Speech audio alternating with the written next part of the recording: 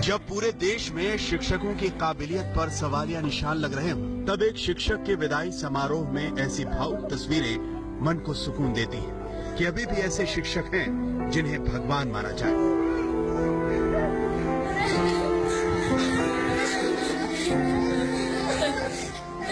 आज की क्लास से निकले तो हमारे सर जी कह रहे थे, बच्चों तुम लोग पढ़ाई मत छोड़ना, फीस कापी किताब जो भी कपड़ा लत्ता जो भी लगे हमसे मांगना, लेकिन तुम लोग पढ़ाई मत छोड़ना। हमारे सर जी बहुत अच्छे हैं और हम नहीं चाहते हैं छोड़ कर जाए स्कूल। चाहता हूँ कि ये सर जी अभी रहे और कभी नहीं जाएं। सर जी बहुत अच्छा पढ़ाते थे, जो स्कूल नहीं आता था उसको घर से ले आते थे। सर जी बहुत अच्छे थे, पढ़ाते थे बहुत बढ़िया, जो कलम कापी नहीं रहते देते थे, और जो नहीं आता जग बुला के लेकर आते थे, और बुला के लेकर तो पढ़ाते थे, बहुत अच्छा निकल गए तो बहुत दुख। एक टीचर के लिए इससे ज्यादा भावुक लम्हा और कौन सा हो सकता है जब स्कूल से उसकी विदाई के वक्त उसके छात्र फूट फूट कर रोने लगे।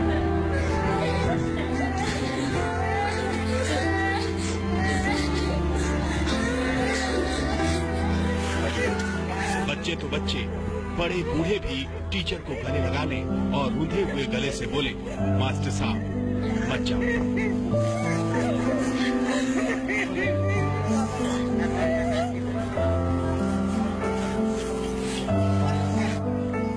देवरिया जिले के पिपराघन्नी गांव के प्राथमिक स्कूल में अवनीश यादव ने 2009 में ज्वाइन किया। अवनीश ने घर घर जाकर बच्चों को पढ़ने के लिए प्रेरित किया। गांव में शिक्षा की अलग जगाने में लगे मास्टर साहब अवनीश को गांव वाले अपने बेटे की तरह मानने लगे। लेकिन अचानक 7 साल बाद मास्टर जी का तबादला गाजीपुर हो गया, तो विदाई समारोह में पूरा गांव भावुक हो गया।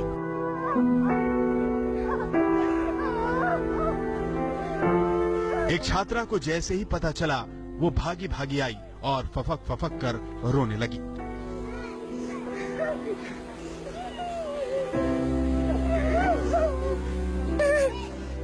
क्या बूढ़े, क्या जवान, क्या बच्चे, सभी की आंखें नम हो गई। स्कूल के बच्चे जब उनके गले लगकर रोने लगे, तो उनसे लिपटकर मास्टर जी भी खूब रोए।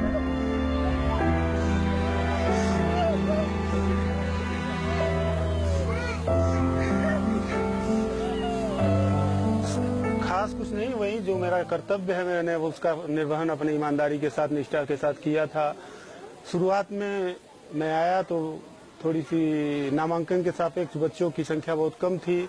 फिर मैंने विचार किया, लोगों से संपर्क किया, कुछ लोग अपनी परेशानी को बताए कि भाई मजदूर करने जाते हैं हम लोग तो घर देखने के लिए बच्चे को रोक लेते हैं। फिर उनसे हमने शिक्षा के महत्व के बारे में पूरा जानकारी दिया कि आप शिक्षित होंगे तो ये नौकरी पाएगा, ये होगा, उसके साथ तमाम चीजें जोड़ करके हमने इन लोगों को समझाने में का प्रयास किया और ये लोग समझे और अपने बच्चों को विद्यालय भेजना शुरू किए। मनोबल हमारा बढ़ता गया और मैंने इसके ऊपर और मेहनत किया। घर से जो बच्चा नहीं आता था घर से बुलाना लाना, जो बच्चे कॉपी पेन नहीं ला पाते थे उनको कॉपी पेन दे देना, इस तरह से तमाम कार्य 15 अगस्त 26 जनवरी पे पूरा बढ़िया कार्यक्रम करा के सबको बुलाना, पूरे ग्राम सभा को, ताकि मेरा जुड़ाव इनसे जुड़ा रहे। पूरा गांव मास्टर जी की विदाई पर भावुक हो गया। कुछ हजार रुपए की तनख्वाह पाने वाले एक शिक्षक को आज पूरी दुनिया की धन दौलत मिल गई। कार्यकाल और उनका बच्चों को दिया हुआ संस्कार आज तक किसी मास्टर ने नहीं दी। ऐसे सर न कभी आए थे गांव में न कभी आएंगे। जो बच्चे नहीं आते थे स्कूल में, वो बच्चे लोगों को जाते थे घर पर से ले आते थे और बहुत प्यार से लाते थे, न मारते थे न पीटते थे, उन लोग को अच्छे से समझाते थे और उसके बाद उनको अच्छी शिक्षा देते थे। हम तो यही सोच रहे हैं कि इतना ही हमारा जिंदगी बीत गया है, हम भी पढ़े हैं लेकिन ऐसा मास्टर नहीं देखे हैं।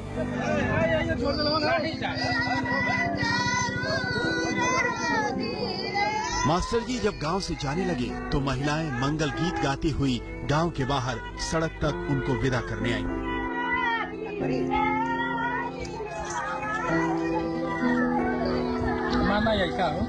वो बहुत ही अच्छे थे और यहाँ के मतलब सीनियर भी थे और पढ़ाने की उनकी जो योग्यता थी वो बहुत ही अच्छी थी और जो बच्चे नहीं भी आते थे उनके अंदर इतना टैलेंट था कि उस बच्चे को आकर्षित करके घर से भी यहाँ पे लाते थे और बच्चे को अच्छे तरीके से पढ़ाते थे। जिसके पास मान लीजिए अभी तो सरकार बस पुस्तकें देती है, कॉपी और पेन तो देती नहीं है, लेकिन हमारे सर ऐसे थे कि बच्चे को कॉपी और पेन भी देते थे कि बच्चे कुछ सीख पाए।